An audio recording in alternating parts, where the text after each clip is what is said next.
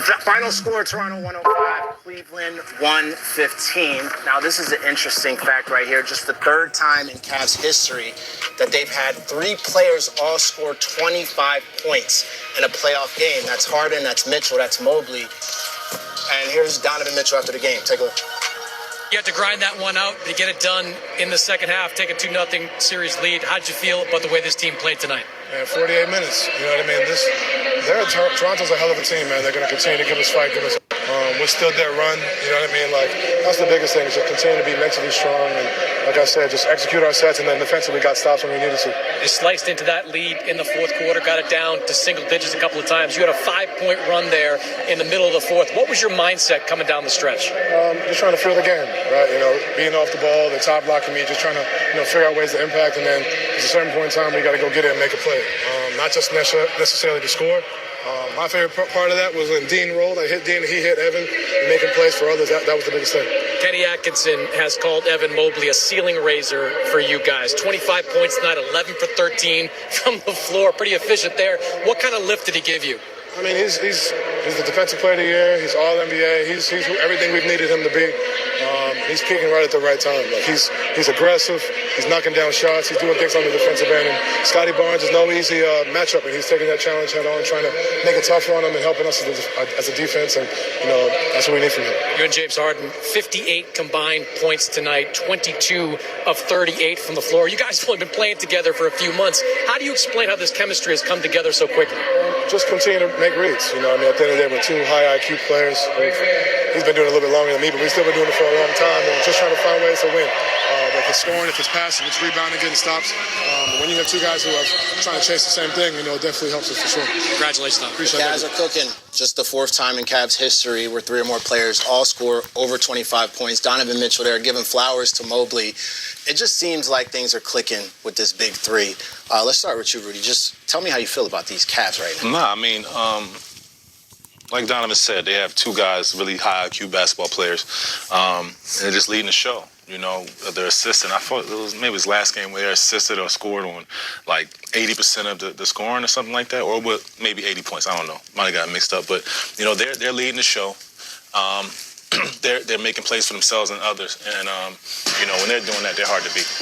I just feel like, when it comes to playoffs, it always exposes habits, right? What do you think? Now we're 2-0. What's struggling with this Toronto Raptors team against the Cavs? What do you think they need to change, DeMar? For one, you can't have 22 turnovers on the road. You definitely need B.I. to, show up. The other two guys showed up, RJ and Scotty. Once B.I. get involved, the game was still close. They still had a chance, and, I felt once B.I. get it rolling, they'll be right there. I think going back to Toronto, definitely going to help them a lot. The crowd going to be behind them full throttle, but, B.I. just got to get it going. The other two guys, you need your big three to match their big three, And once B.I. get rolling, I think, they'll be fine, but you got to cut out turnovers for sure. For sure. I see you shaking your head as though you agree. Brandon Ingram definitely struggled first game. We saw didn't have his best game this game as well. He is a big factor in that team being successful in this series. What do you think? For sure. I think when he plays well, they play well. Obviously, he's that talented. He's been struggling the first two games, but like DeMar said, I think when he goes home, when they go back to Toronto, he'll be a little more comfortable.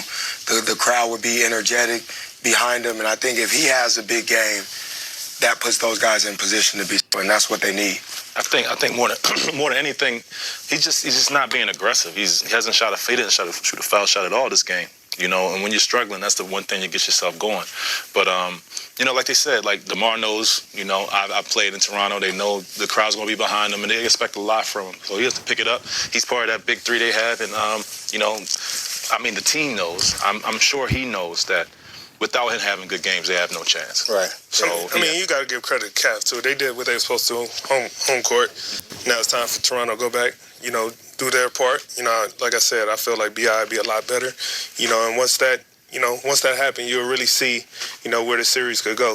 But it's all on B.I. for sure. And I got the utmost confidence he'll be fine. For sure. All right, well, let's check in with Kenny Atkins right now. Coach just sat down in the presser. Let's take a listen to Kenny Atkinson.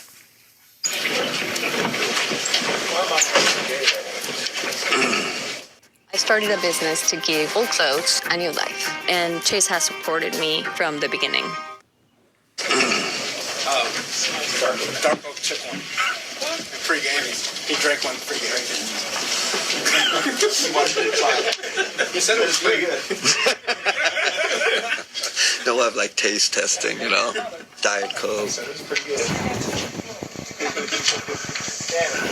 Kenny, you said before the game that this was going to be the hardest game that you guys had. What did you think of the way that you guys responded to the way that Toronto did? Yeah, they threw a lot of punches. They threw the kitchen sink at us. You know, gave us a lot of different looks. You know, I think they got it down to 6 at 5. You know, got close there, but you know, we kept our poise. On both ends, right? Kept our poise.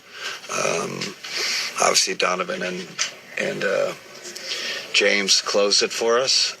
But you know, I thought our defense was kind of forced them to go small, right? Like they had to get more shooters out there. But this is a real playoff win, right? Like this is what the playoffs is about. They came at us hard, and we responded. Donovan at 30, James at 28, Evans at 25. Just how do you describe the way that trio played constantly? Yeah, and again, playoffs, right? Your superstars step up. You know, there are games where they're role players, but this is a superstar game. Those three led us. They hit the big shots. I think James had 4 steals in the second half, so excellent defensively. And of course, Evan, you know, really good defensively. And Don just made some out of this world incredible shots. The bank shot he hit near our bench, you know, shot clock winding down. I mean, that's why they're stars. Mike.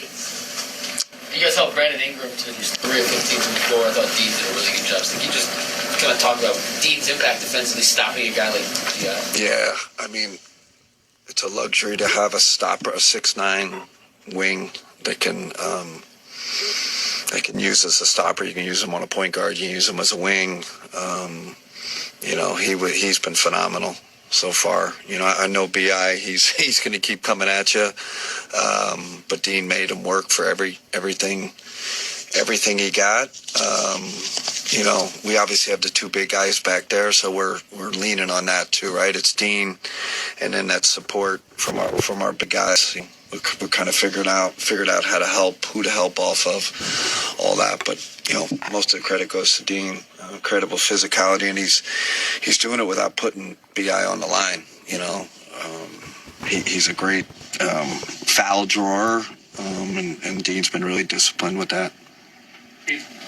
Kenny, you talked about the possession game being so crucial in this series. You guys tied in the possession battle tonight, but you forced them to have 22 turnovers, which is a season high for them. Can you speak to what that defensive effort was tonight?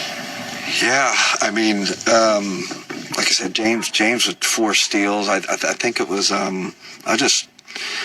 just reading the game, it wasn't so much our aggressiveness. It was more about being in the right position.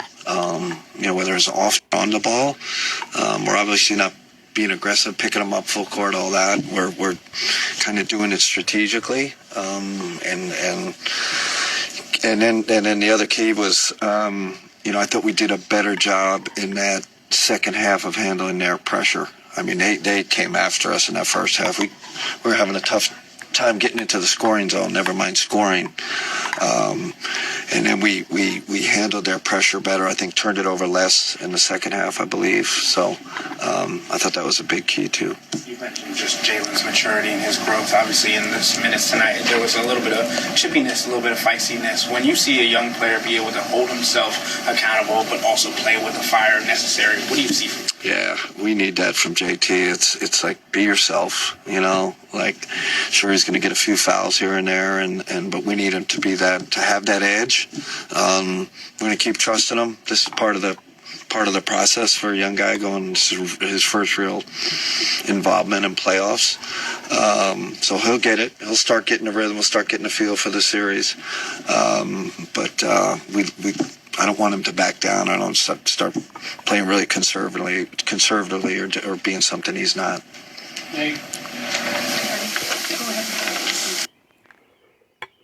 Last time he breaks curfew.